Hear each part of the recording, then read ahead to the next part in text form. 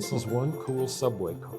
Oh man, I can't wait to motorize it. It's going to be something else. Oh yeah. You suppose we could talk you into stopping that Lego build to make a podcast? I know it's going to be tough. I love this little Spider-Man. You could do it. Okay. All right. Well, I guess we're going to have to do the... We'll talk just... We're going to have to do the show then. We can do the show. Well, hi, I'm Joe Farace. I'm here with Barry Staver for the holiday edition of the Pixels, Grain, and Cookies podcast. We're up to number 7. Can you believe that we're number 7? We're rolling along. And we may actually figure out how to do this. We're doing really well. It's getting better every time. I think so. Yeah. Good morning, everybody, and happy holidays. You're going to kick off with some feedback. I've got some feedback. We got another nice message from Ed Gossert. Thank you, Ed, and hope you're doing well. Well, he thanks us again. Another great episode. I love that. And he says, I think I heard Barry say he used 2 bodies when photographing that opera rehearsal. I'm curious how you manage 2 bodies. You don't have both of them hanging from neck straps at the same time, do you?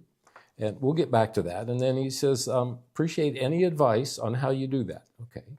I found the talk about infrared very interesting. You're going to like it. Blame Joe for this now.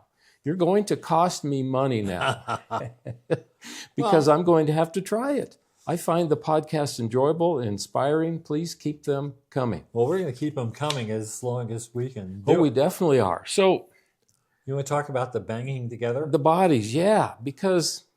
Well, let me tell you. Let me interrupt you like I love to do. I saw a picture of you on the set of Dallas, a TV show from whatever that was. Yeah. And you have 3 cameras hanging around your neck. Yes, I did.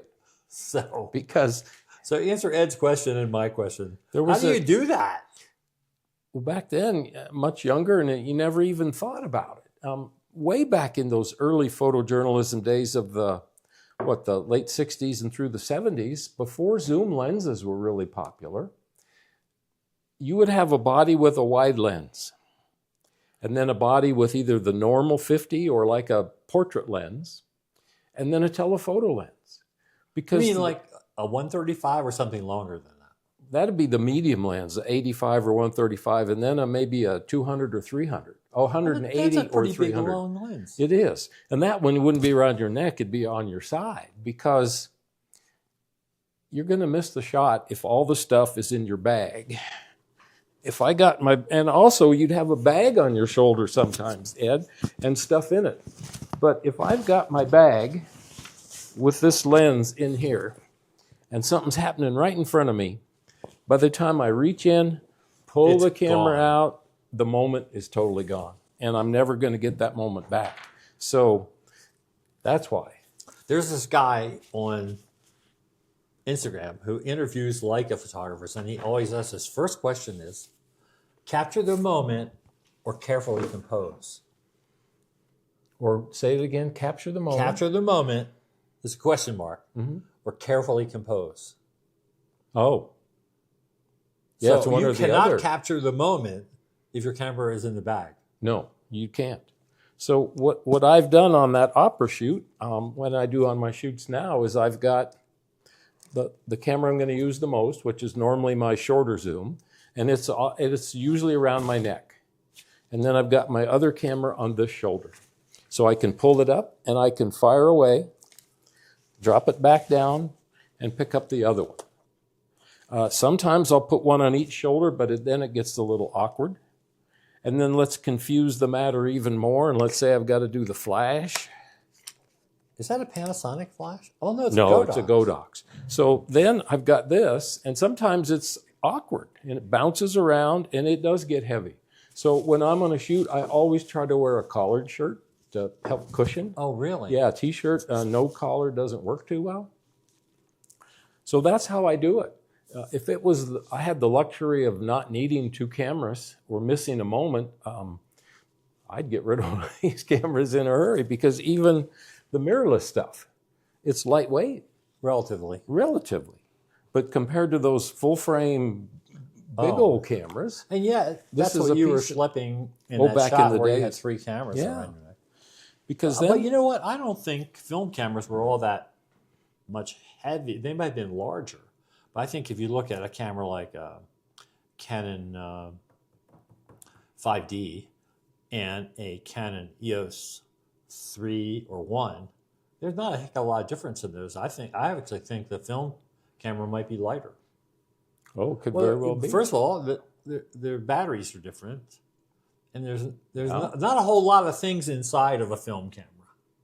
That's true. And way back in the day, there was no battery in it. Yeah. Well, you didn't have a battery even for the light meter or anything like that. Yeah. But even still, it's such a big hole with the transport mechanism, all mechanical, sometimes electrical, to move the film. That's what your finger was for.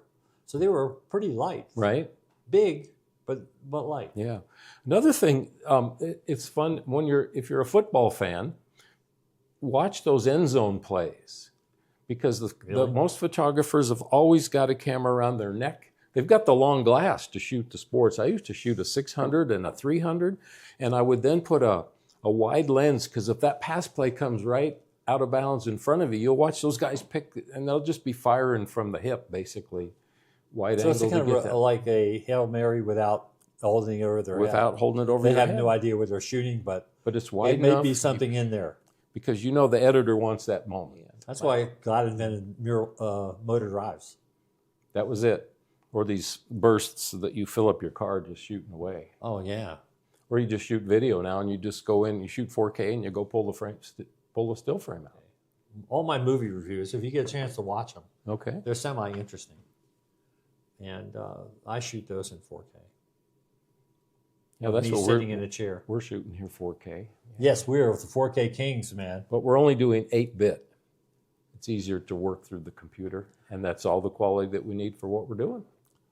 But whenever I would take two cameras to Hudson Gardens, even though these were relatively small cameras, they were always banging into each other. And even way back in the film days, I can remember shooting a job for the Smithsonian at the National Folklife Festival on the mall in D.C.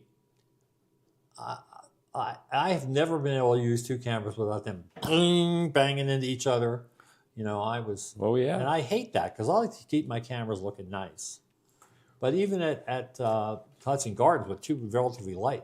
So finally, with Hudson Gardens, what I do is I take a fanny pack, and I stick one of the cameras in the fanny pack, and only work with one camera at a time. But if I need the other one, because when we were shooting infrared, I shoot with two different filters. Right.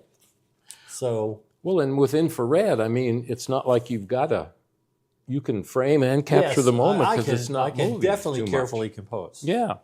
So that made me think of one other thing that I used to do, and some other people that I knew did.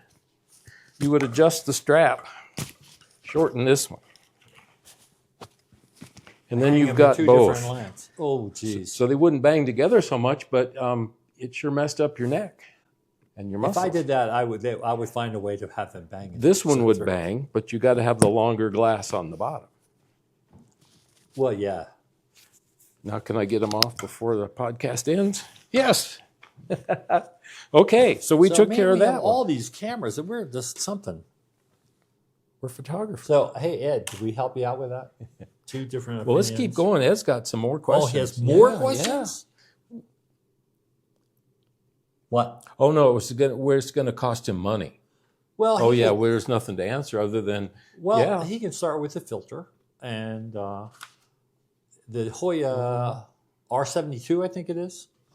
And if that's not right, I'll stick the actual designation down here. Okay. That's the least expensive one. It used to be, they were really cheap, around $30, but they're around $50 now, depending on how big of a filter.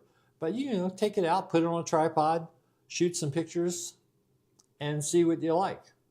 Don't do it this time of year, because you're not going to get much unless Ed. We don't know where Ed lives. I don't know. In Florida, he might be in maybe. the tropics or Florida. If he lives in Florida, he could get some great pictures. He sure If could. you live in Florida, Ed, shoot some palm trees, man.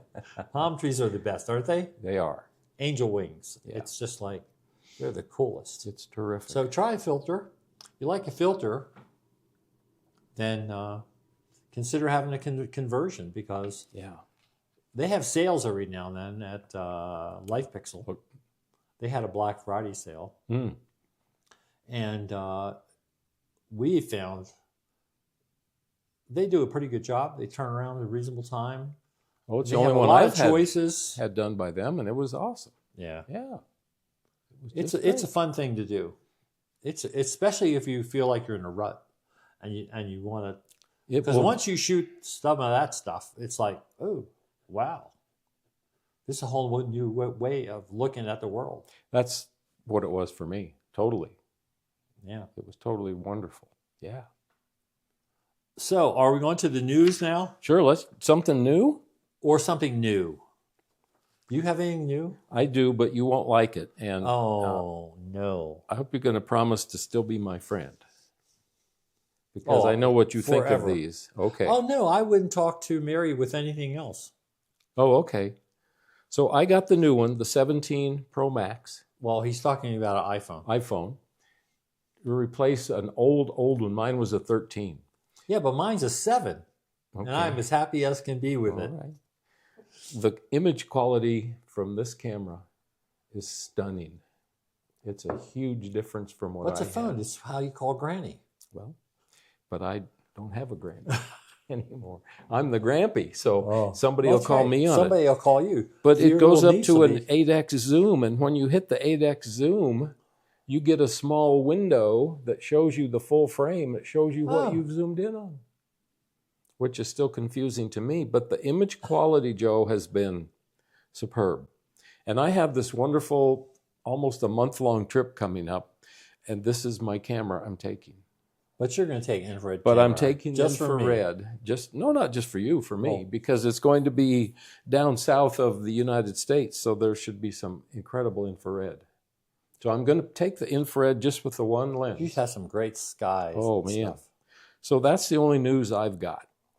Well, here's the thing. I mean, is the image quality as good as from even your oldest mirrorless camera? Yes. How can that be? Because it's the imaging chip is like the files are so huge. tiny. I've shot in a room where I've shot my other camera before, and the white balance on this was amazing. I didn't have to do nearly the post-production on some candid shots that I just took at a fun, my harmonica club meeting, that the post-production I would do with that camera. You know, I think the interesting part about that is that because they are really handheld computers, there's more computing power here than there is in a phone, in a camera. Oh, gosh, yes. And that's why it can do things like color much better than most of these cameras can do. And it's easy for me to tap the screen to focus. I'm used to doing it on this camera, so that's nothing new. And it's easy with this little thing on the back to shoot horizontals. Oh my! Which so many people don't know how to do.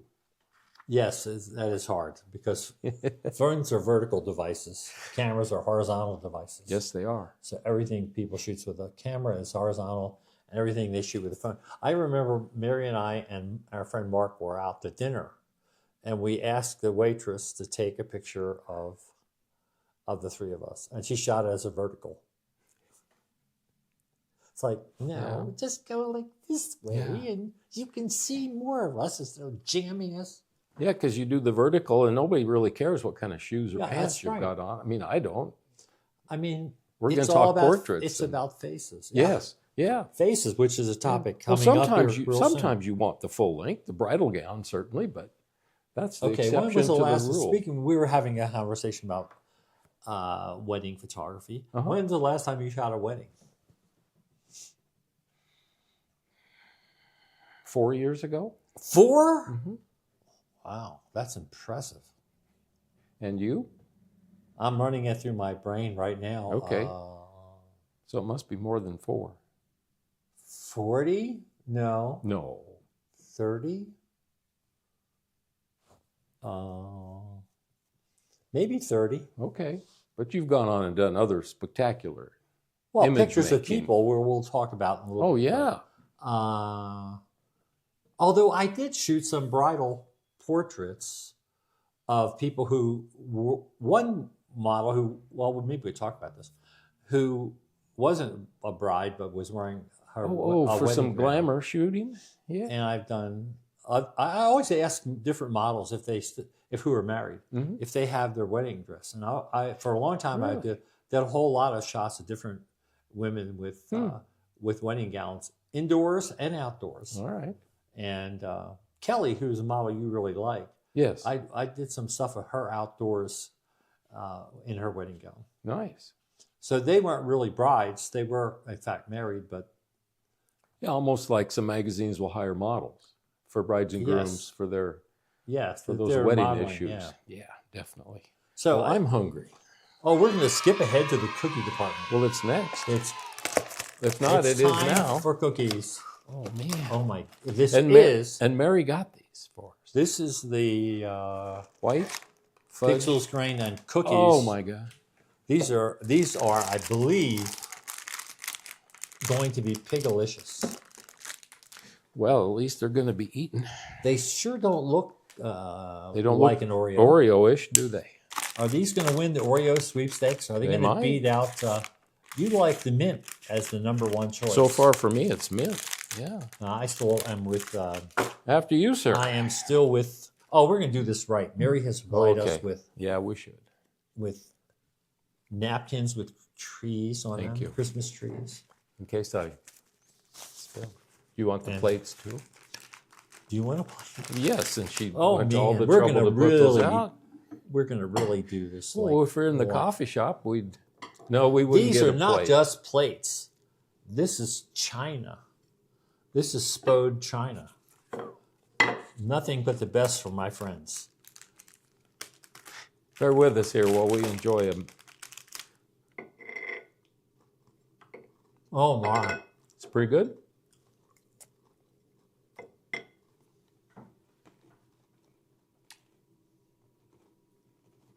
I hope we're not crunching too loud into the mics.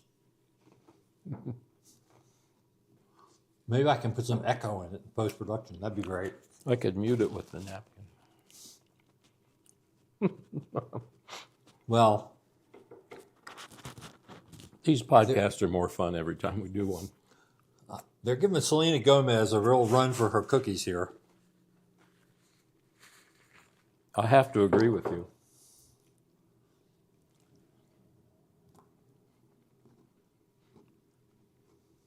Wow.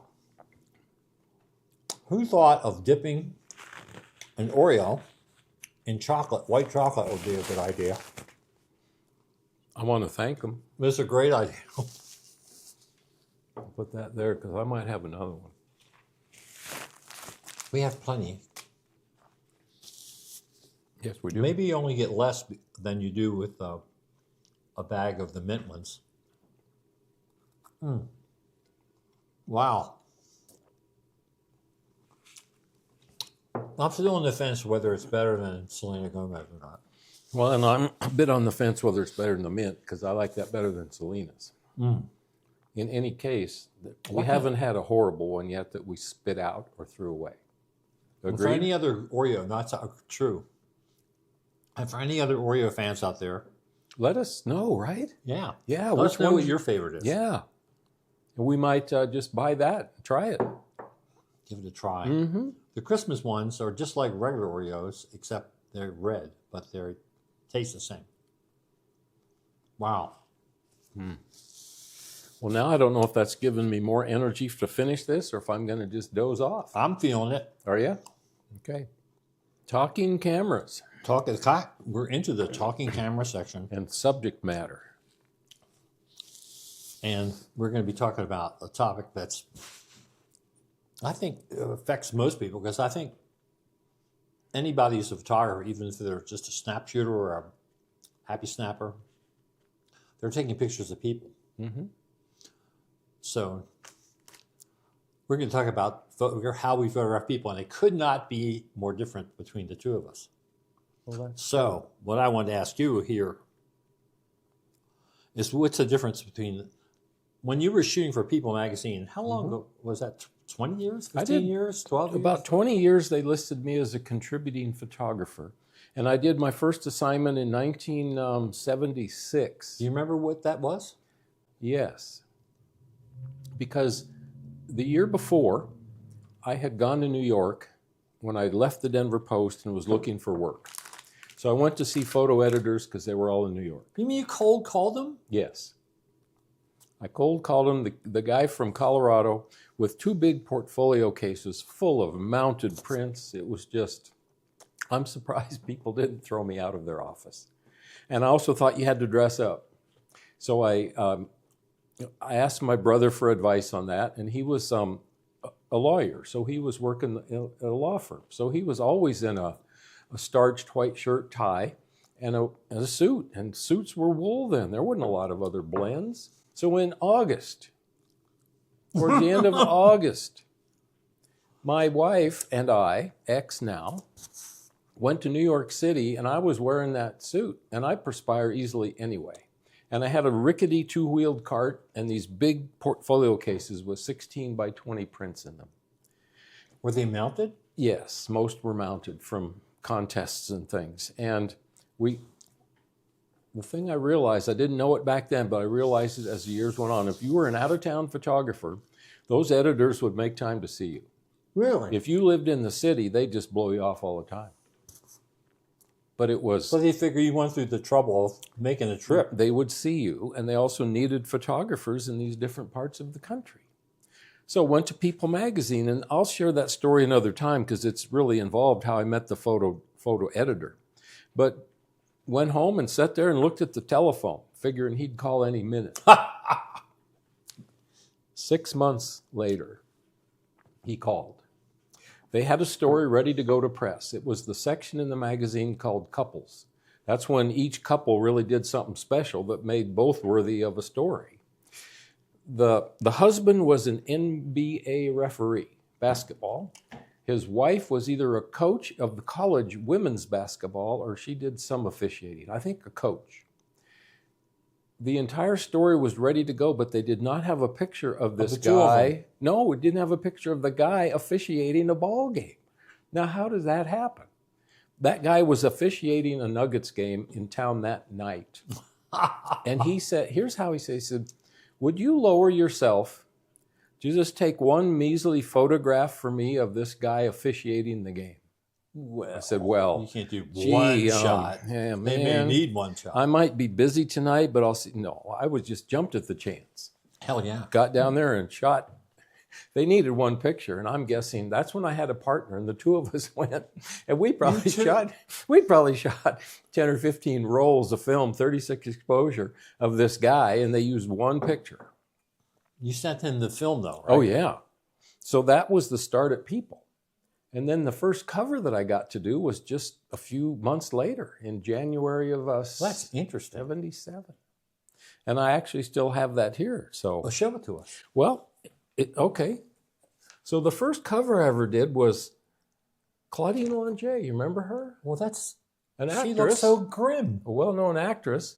This picture was taken 2 days before the start of her manslaughter trial for murdering her boyfriend, famous Olympic skier Spider Savage, up in Aspen.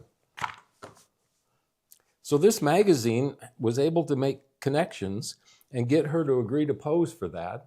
The world's paparazzi were outside her door in Aspen.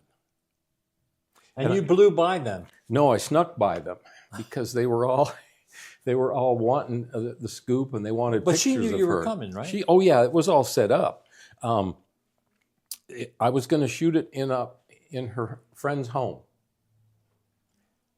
Houses you see the mansions in Aspen out of town, those gigantic things. Yeah, but they're not usually in Aspen. They're usually around Aspen, right? Yes, but in the town itself, there's They're all all these small little houses. tiny small from the Victorian age, the mining age. They're very charming. I took a backdrop and my lights and You my took a camera bag. backdrop? I hauled a backdrop up on Aspen Airways. I mean, they're used to hauling ski bags, so what's a backdrop was just a little bit longer. But I lugged all this stuff and I got it into her house, and unseen. Neighbor's house, sorry. I started to set it up and the neighbor freaked out. You can't put that in my house. You're going to destroy my house. She had all these antiques and furniture and stuff. So What do I do? It was snowing lightly outside. Of course.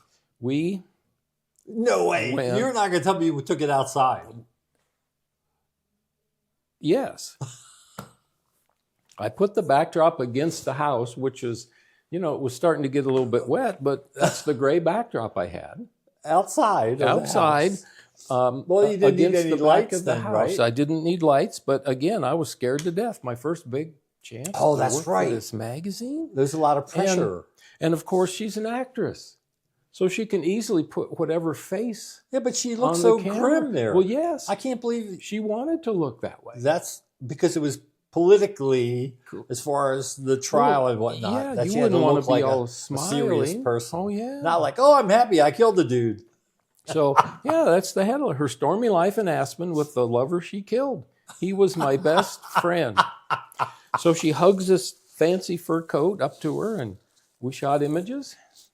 Well, you shooting chromes? Yeah, that was probably an Ektachrome 400 because it was so dark out. I happened to have some rolls of that because, again, High-speed Ektachrome. you take Was that high-speed enough Ektachrome? enough 400? film to get by. I mean, I had, and it was a deadline, so you couldn't shoot Kodachrome. It had to be Ektachrome for it to be Yeah, processed but that's in too New York. slow anyway. Yeah, so that was the first cover, people cover. So that got me going in this taking but- photojournalism another step.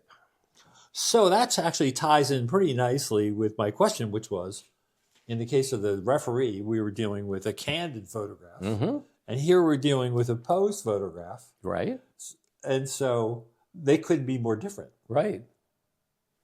So Well, the most famous that's cover. kind of posed, but it What was do you mean it's certainly kind a of posed? It is- candid it is image. Yeah, this was the best. He's posing. That was just a crazy assignment with Larry, and he is posing there.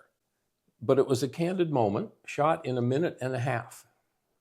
And that made me think about, you see all these covers of these athletes, let's say a Michael Jordan, back in the day, all these entertainers, and you see a cover image and it looks like, my gosh, the photographer just, Was walking by. no, the photographer had all the time in the world Oh, to do this, yeah. and the subject sat Well, the there truth and is worked that's with not you. true. It's not true at all. Even Karsh, who shot Winston Churchill, had 8 minutes, 6 Yes. minutes to make the picture Oh yeah.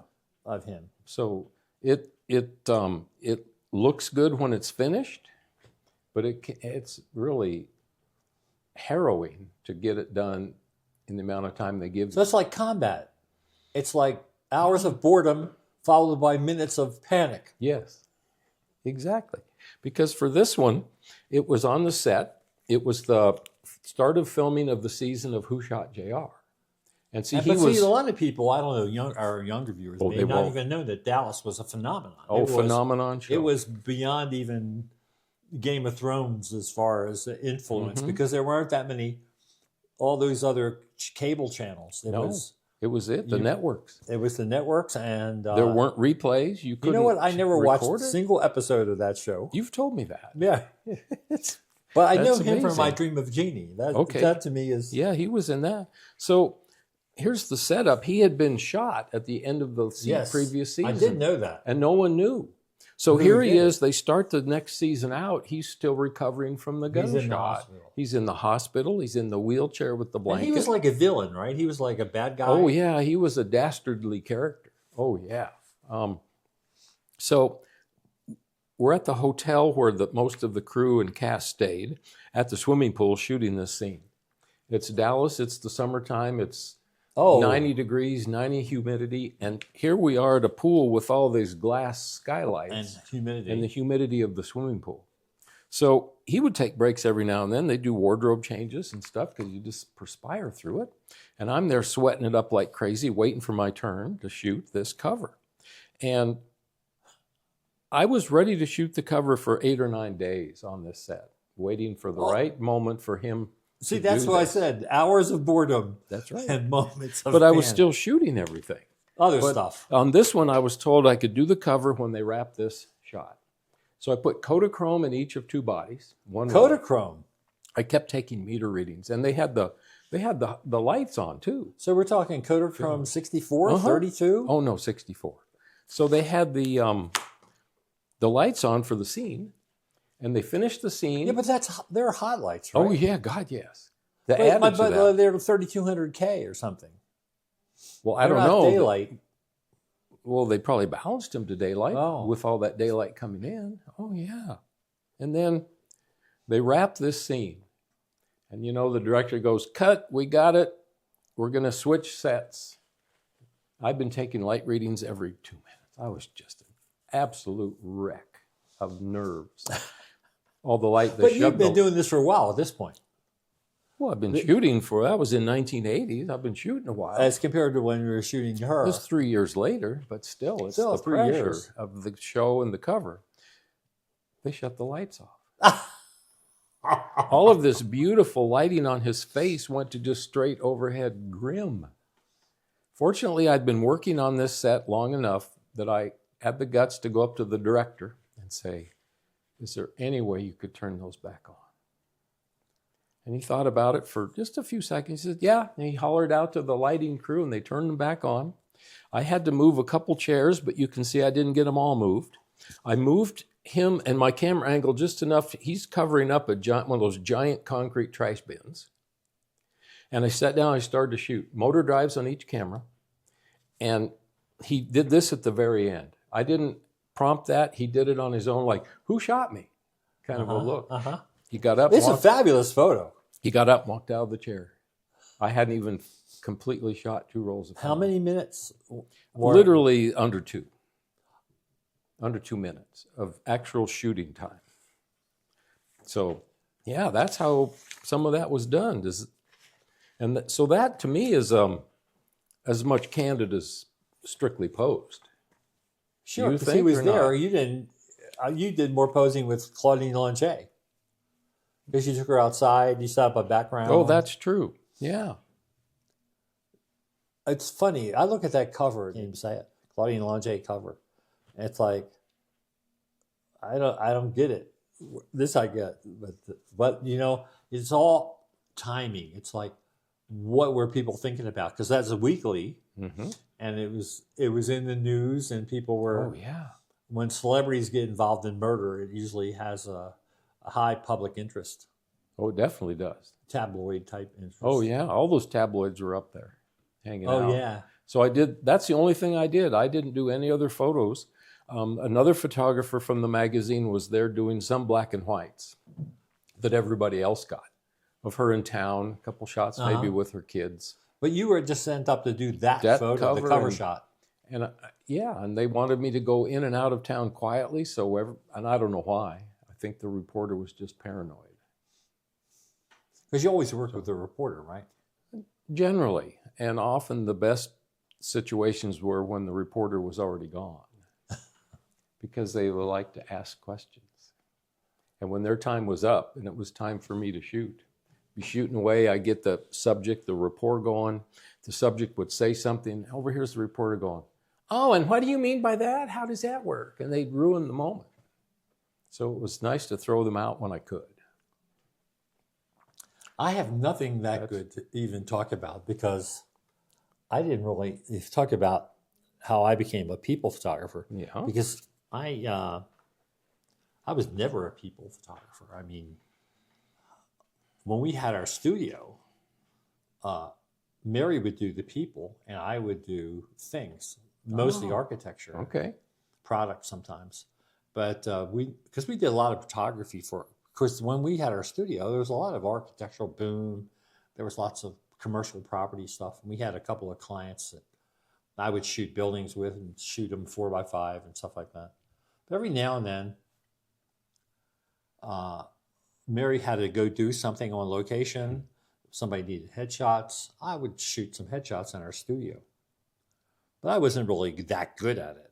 I didn't even take it seriously until after we sold the studio. And I became interested in glamour photography because I thought, boy, this seems like fun. You get to take pictures of pretty women who aren't wearing a whole lot of clothes. What's not to like about that? We don't have people accused of murder are crying in the backyard. What you bring to the table, though, is the one ingredient for any successful people photography, and that's your people skills. To work with your subject, to interact with them. And we've talked about this a lot with the way you interact with these models and all the different things you do. And the same for me, to get some of these people to do these things, you have to get a bit of a rapport, and that's why it takes a little bit of time. That's the big thing. I think a lot of people think that, I remember at PMA one year, the editor of Shutterbug invited me and David Brooks, another photographer, to do a model shoot. He had hired a model and set up a background and a small studio in his hotel room. And I watched how they both approached photographing this model. Let me see. David Brooks. He would talk to the model before he started shooting. Okay. And he would say, okay, I want to do this, I want to do this, I want to do that, I want you to do that. And he would lay out a kind of like game plan. And then he would go get in position and he would start taking pictures. And then after each shot, he would grunt. Seriously, this is very funny. He would go like that. And that was her signal to move to the next pose that he had told her about. Oh my God. Now the other photographer, the editor, he would direct her during the shoot, and he would move your pinky 3/4 of an inch that way. Okay, now hold your chin up 6 degrees that way. And he would not press that button until they were perfect. Wow. Then he would take a picture. And so that is not the way I work. I work kind of between the two of them. Well, you do. You get a flow going because one of the things I try to not to be serious. I kind of tend to give them an idea and then just go with what they do. And and working in the studio. Yeah. And working outdoors, pretty much the same way. I don't do that much outdoor photography. It's a hell of a matter of finding good locations. It's very hard to get some private. I used to like to shoot at the state park when I lived up north, the Bar Lake State Park. Mm-hmm. That was actually a fabulous place. During the week, there would be some fishermen there, mm-hmm. and the park rangers. And the park rangers were always, they never harassed me or anything. They were always like, oh, how you doing? You having a nice time today? And they would come by and say hi. And I was doing a lot of bikini photography up there. Okay. And I had one fisherman come by and say, hey, you guys catching any fish today? No, we didn't catch any fish. That'd be a fisherman talking to you. So I don't know. I'm not really sure how I do what I do anymore. Well, it becomes second nature. Yeah, you don't think about it. It's like I get it set up. I play around with. I've been looking at some of the pictures I did a couple of years ago with some models, and I'm amazed at how good the lighting looks. It's like, how did I do that? I don't even remember how I did. Because one of the things I did when I was shooting for Shutterbug, I would have different lights. And sometimes the companies would send me one light. Sometimes they would send me 3 lights. Sometimes they would send me booms. Sometimes they would send me nothing hardly. And I thought, what can I do with that light? And that's what I would do things. And that's how I would do my lighting setups based on the tools I had. What you had, yeah. You know, when I got to the point where I was using all my own tools, which are from Palsy Buff, no commercial, they don't pay us any money, but they're really great and they're cheap and they're easy to use. And even then, when I had my own lights to do whatever the heck I wanted with them, it was like, what can I do different from the last time I shot? Oh, okay. And then sometimes I think, well, I have 3 different lights. Well, maybe I'm just going to use one of them. And then I'm going to use, I remember one lighting thing I did where I put the only light behind the model. Okay.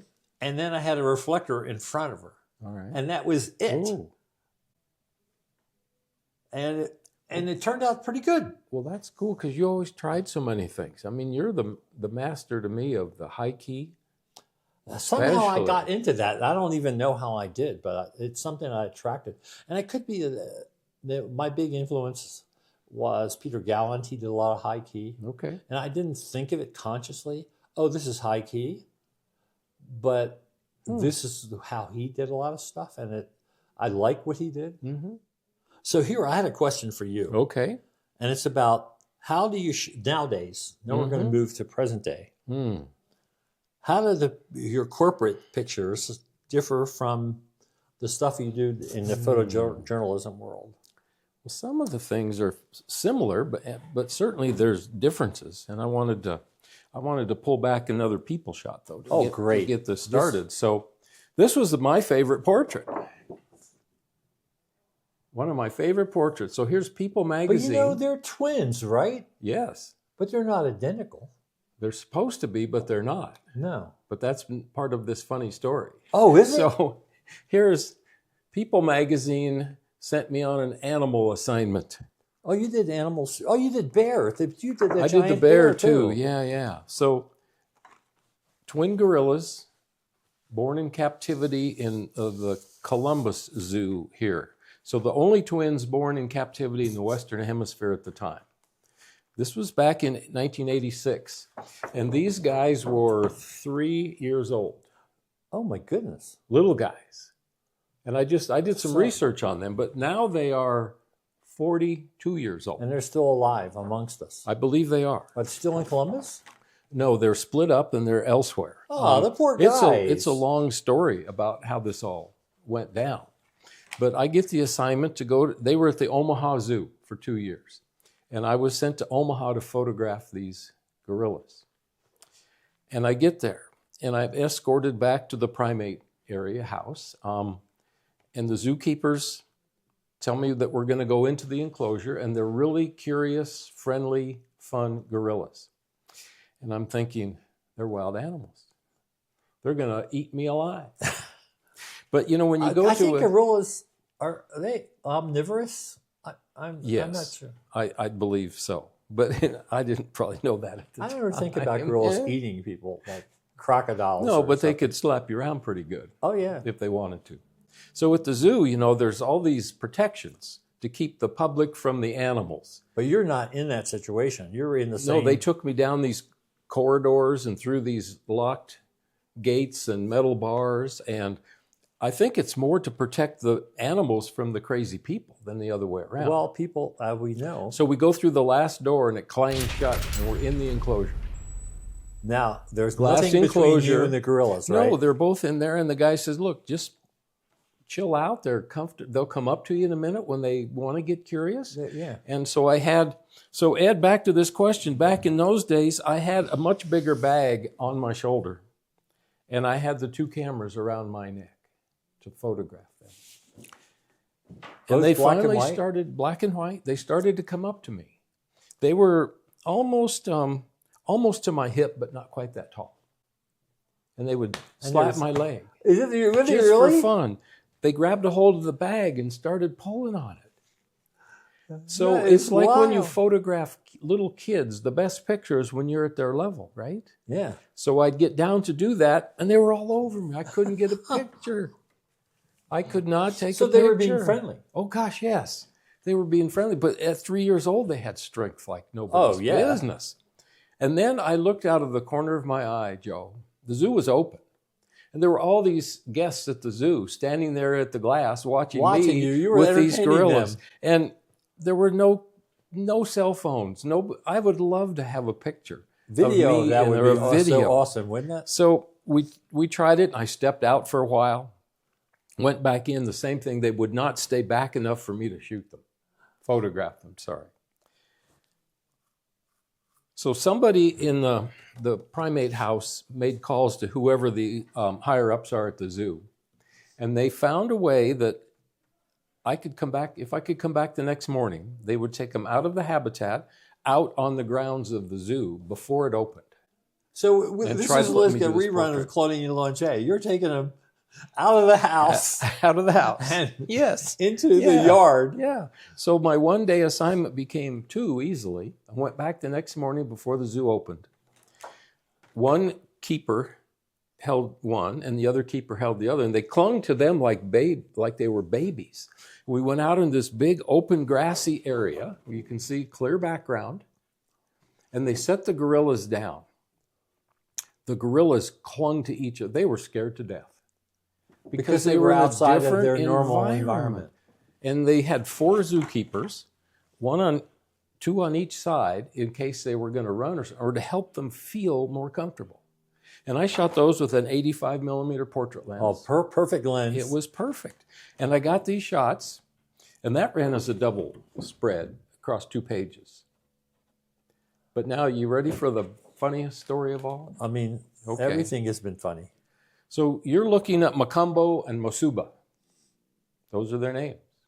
And of course, nowadays, people don't like to say big words or ones they can't pronounce. So they've been nicknamed, Mo and... Mac and Mo. Mac and Mo. Mac I and like Mo that name. instead of Macumbo and Mosuba.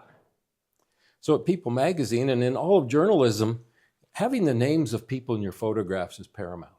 You've got to identify people. Read a caption, left to right, Joe, Mary, Bob, Jane. These were just, to me, they were 2 gorillas, and I shot the pictures and I sent them in. And they were supposedly identical twins. How would you tell them apart? One is thinner than the other. Well, the caption writer on Deadline calls me and says, Barry, which is which? We have to write the caption left and right. I said, good God, I have no idea.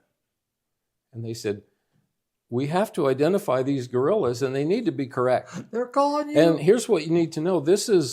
I didn't have even contact sheets back then. I had no idea. So you didn't even know what shot he's looking at? No, I knew it was one of these because that's all I shot of them that was going to work. So we chatted back and forth, and you know what I did? I pulled a quarter out of my pocket, and I said to myself, heads, it's Macumbo, just like the NFL referee does. And I looked down at the coin, and I don't remember what it said, but I said, the one on the left is so-and-so. To this day, I don't know. But now I've looked at that print. There's definitely differences in their noses. They're not identical. But I couldn't see that then. And I didn't, when I was there, write down that fine detail. Oh, when you're there, I mean, you're dealing with gorillas. It's not exactly like... I didn't think I needed their names left to right. So that brings me to how I transferred from doing People Magazine to all this corporate and event stuff. Well, you get to photograph a lot of gorillas in the There's corporate been a world lot too. of that. Because it's like I'm just moving different on the family tree of primates to us. So some of it has been more serious and some of it's been the opposite. I took this skill and started to do work for this local golf magazine, Colorado That's a local Avid Golfer. Do you know who that is without seeing his name? Heck no. Tom Green. Who's he? He's a well-known news personality in this town for I would not know decades. that. No, because you don't watch. Yeah, I don't watch TV. yeah. So here I'm able to take and still have fun with somebody, and we can post some of the. I'll send you pictures. If you Well, want to one stick of them your up. favorite corporate things that you did was the people with the donuts. Oh yeah. You got to send me one of those pictures. We can drop it in Oh, I here will. because I will. the donut shots. Tell us about the donut shoot. Okay, and not Tom. I think the donut shoot is more interesting. Okay. Don't you? It Oh, is. you can tell me about this too. It is. So, commercial real estate firm calls me. They found me online, actually, and they liked my style of work. They needed headshots of all of the staff, but they were a loosey-goosey, fun company. They had those beanbag cornhole games, and they had pinball machines in their office for people to just have a great time. And they're brainstorming back and forth. They decided they wanted to do portraits with donuts. They came up with the concept. Yes. Yeah, I'd love to take credit for these, but I came up with a couple other ideas, but they liked the donuts best. So they were going to let people sit down at the table, pick out the donuts they wanted, and do whatever they wanted with the donuts for the portraits that go on the website So it was up to me to arrange it all, except that they brought the donuts.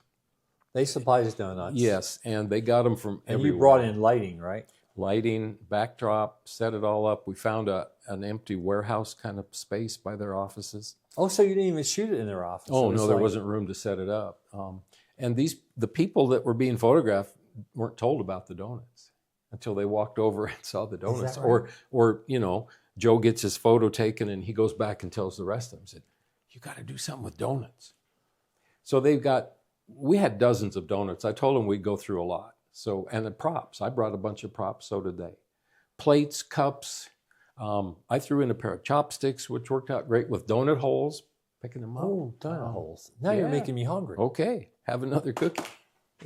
So it was a lot of fun, and it gave them some incredible images. It was hard to pick for some of them, which one the person liked. They got to choose their own. But I had people with these big glazed donuts holding them up there, like looking through the holes. I had a guy juggling the donuts, and of course, where half of them end up. That's why we had to have so many donuts. What else? You're talking about Tom So Green. we get back to Tom Green. He's a local celebrity. Gosh, I hate that word, but that's what it is. And he was a great golfer. So he had won this media tournament, and they wanted a picture of him with this little trophy on the cover. That's a trophy for it. So appointed time, get to the little club where he plays golf. He's a member, and he's not there. Half hour later, he's not there. I call the golf magazine editor. He's not here. They try to call him. They can't reach him. After an hour, I said, that's enough. And I left. He had legitimately forgotten. He turned out to be one of the nicest guys I photographed. And we rescheduled for another day. And I'm thinking, he owes me now, right? And he gave me all the time in the world. Couldn't have been nicer, but he was nice anyway. So this was on the driving range where they stacked the balls up in a triangle shape. Oh, really? When you're going to hit golf balls. So I moved a few, and I had him just lay back against them and hold his trophy up in the air. So that makes a perfect vertical. Yeah, it fit the cover, because with a cover, you're always concerned about leaving room for all that type and stuff. But it was a chance to not just have this guy standing there with his That's the trophy. way anybody would shot it. Yeah. So that's been the transition. Although in the corporate world, sometimes it's, you can't have that kind of fun. And it's tough to pull smiles from some people. And what I've learned is that I want them natural. The toothy grin doesn't go so far. But again, it's the people skills of working with people, talking to them. So you think, and maybe I know it and I don't know it at the same time, that the most important part of photographing people is relating to the subjects and not necessarily knowing how to use the camera. That the camera is secondary to the relationship that you establish with the person. Yeah. If you don't have the camera technical skills down beforehand, you're lost. That's all got to be set up. You can't think about it. You have to focus on the person. If you start to think about it, it's too late. It is. You had that one experience you just on a blog post a few days back about a camera wasn't working and then the next one wasn't working. So you know what that's like. So imagine you're like that on every shoot. You can imagine how the shoot would go. I can't. No. It's funny you mention that. It's like the camera malfunctioned, and in my great wisdom, I didn't have a backup that was charged.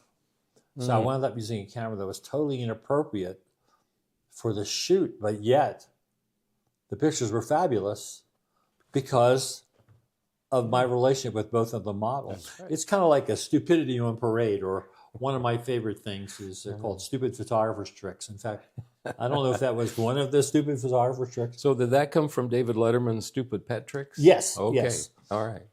I thought I stole the idea from him years ago, and I have a whole selection of stupid photographer tricks on my post, blog, don't you? On the blog. Yeah. And I don't mind sharing all the dumb things I've done. Mm-hmm. And many of them involve photographing beautiful women for some reason. Well, we learn the most and the best from those kind of situations. If it I all think goes I had smoothly, what is there? a quote from Franz Kafka. Not Franz Kafka. Bram Stoker. That you don't learn from your successes, you learn from your failures. That's right. Totally, you learn a lot more. So the guy who wrote Dracula had that great thought. Yeah. So, I don't know. Talk a little bit about have I gotten that answered? Because, in the corporate world, it's generally more serious.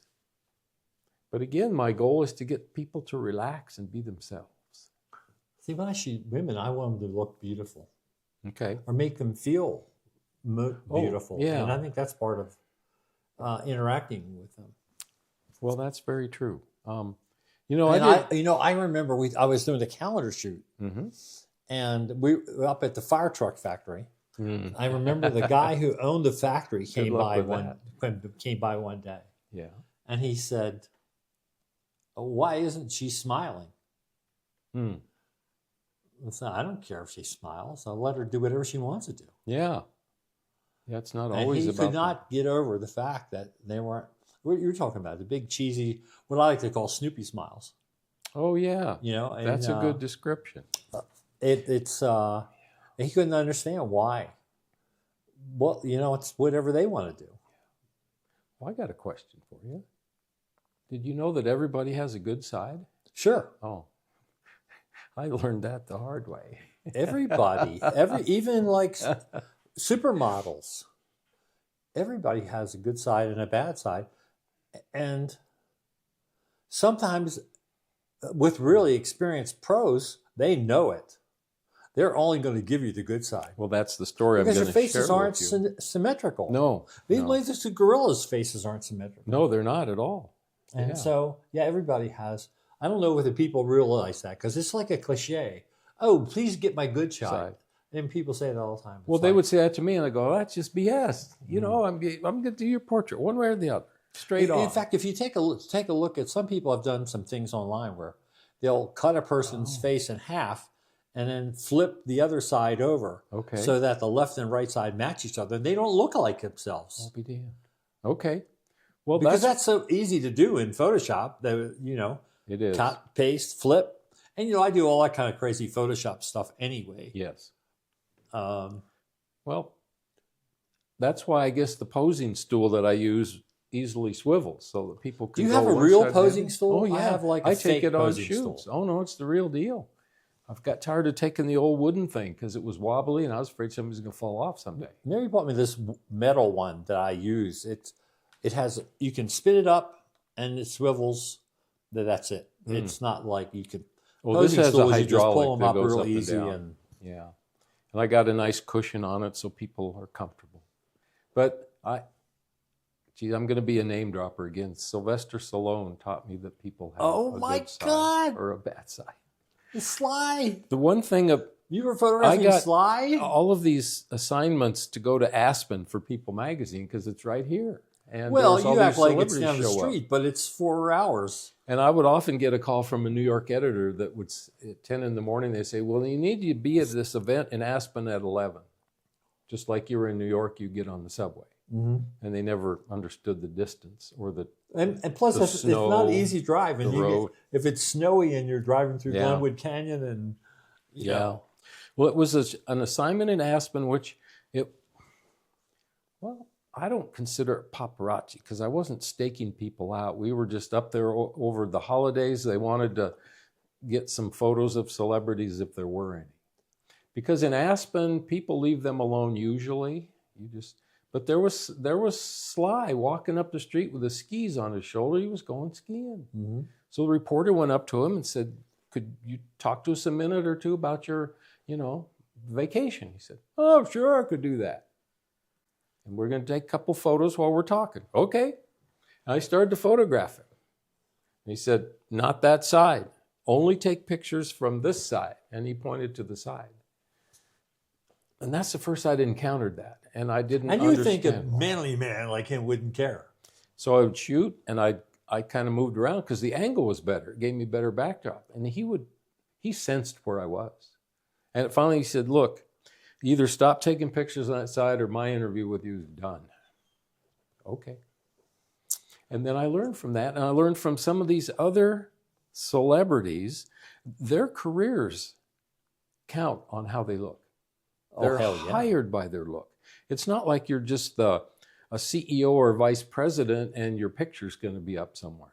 But casting people, directors, look and look and look, and if they see the picture of what he thought was his bad side, there was a scar maybe or something on it, it could impact them. So I learned that. And now I do portraits, and I'll look at people before I shoot, and I'll sometimes have them swivel. I evaluate. And some people, like you said, will tell me. They'll say, this side always looks awful. I say, okay, let's turn to the other side. I remember we're photographing weddings that some mothers of the bride, don't get too close. They didn't want you close. Yes. And then what we did was we were shooting with Hasselblads, and Hasselblad had this series of soft focus filters called soft stars. Do you remember? Oh, I've heard of those. Oh, yeah. Those were invented by, I think Zeiss actually made them. And they came in different strengths, 1, 2, and 3. I remember those. Mm-hmm. And we had a whole set. And what Mary came up with when she started shooting weddings, she says, don't worry, I have my Dynasty filter. Dynasty was a competitor of Dallas. It was a spin-off, I think. And and she would put a number 2 on and shoot Mom. Mom loved it. I'll bet. Just the fact you did that. Yeah, well, plus, those were wonderful filters. Oh, yeah. I mean, I really kind of miss them. But that was her answer. Don't worry, I have the Dynasty filter. Click it on there and shoot.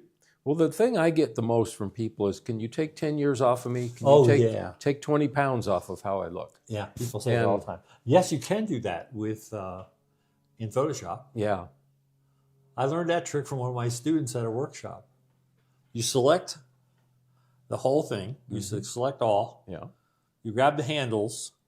You pull them in. Oh, squeeze them in. 10 pounds, just like that. Yeah, Did you know that? What have I used to do that? I've tried a couple of different ways. You can use Liquify. Liquify is what I've used. I've used that too to help somebody with a lazy eye. To go and you just minutely just raise it is up a wonderful tiny tool. bit. Mm-hmm. I use Liquify and the other those handles to add weight to people too. Oh, I had one model who was too thin, and I would add 10 pounds to her. With that's an unusual one, isn't it? Yes, you don't get to do that very often. Yeah. So we were going to talk about gear. I don't know how long we're running. We're running kind of long here. I don't know.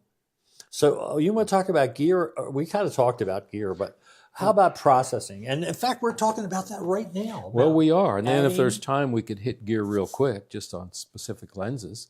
But what I do, everything on my shoots is put it in Lightroom first, because that catalogs it. It gets it all together. And I can make global changes really easily. Other people When you say global, you mean through the whole shoot, you mean? Yes.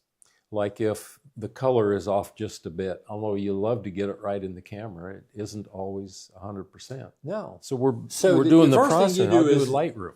Yeah, you're a big Lightroom fan. I'm not a Lightroom fan, but you start the whole process with Lightroom. I do, and then I go in and edit and get rid of and make my selects. You mean like which ones you like the best? Yes. Can you mark them or tag them? Or how do you do that? I star them. Just hit the. See, I don't know anything about Lightroom. So I'll go through it, and I'll often I'm knocking it down 50% in that first go through. You mean the number of images? Yes. So then I'll go back and I'll start to do some comparisons, because you can pull 2 up at a time, and if they're very similar, and then I'll start doing 2 stars. And but you have a really big screen now, right? Yes. How big? Well, it's just that is it 27 inch? Is it that big? Well, I don't 27. Know. There is this one. You don't have a 30? No, not anymore. I'm down to 27. And it works fine. And you have 2 big images. Mm-hmm. And then I'll get it down to my finals. And then I'll go in and I'll start to make some changes with those. I can pull highlights down. I can add a little contrast, clarity, and then I export those. To Photoshop? into another folder, and many times I don't go into Photoshop Really? for the event photography. No. Well, they would drive you crazy because you're doing would. hundreds of images, right? But then in the portraits in Photoshop, I can work on them. And I know there's things you can do in Lightroom to individual portraits. And I've just never been busy enough to investigate that. I'm happy with my system. It's funny. Most people I know who deal with lots of images use Lightroom, and people who deal with individual images, like Cliff and myself, we tend to like Photoshop the best. Mm-hmm. Well, I know that my son Matthew, I think, starts in Photo Mechanic to do his editing down. I didn't even know that was still around. Oh, yeah. Yeah, they're still around. They're subscription based now, so of course, they're grandfathering in people, but they're not going to do any support of the latest version that I have. So at some point, an operating system will outlive it, and it will go away. And Adobe just increased your subscription, right? Oh, did they? Yeah, you didn't know that? No, I better look at that. It's not a whole lot, but it's enough to make them trillionaires. Of course, that's the main and thing. Make us we want to make sure the CEO is as rich Yeah. as Elon Musk. Yeah. So then you get into the Photoshop for all that fine detail work. There's nothing more exciting than blowing someone's face up to 300% on a 27-inch monitor and looking at and retouching out dry skin and things. So here's the thing. How much retouching do you do? I mean, I kind of tend to remember one of my old mentors back in Baltimore, Eddie Bafford. He always used to say, when you're working in the darkroom, this is back in the wet darkroom days, he said, when you should have somebody standing next to you with a 2x4 to hit you up alongside the head if you get carried away. Oh, and so that's I'm good wondering advice. if you're retouching.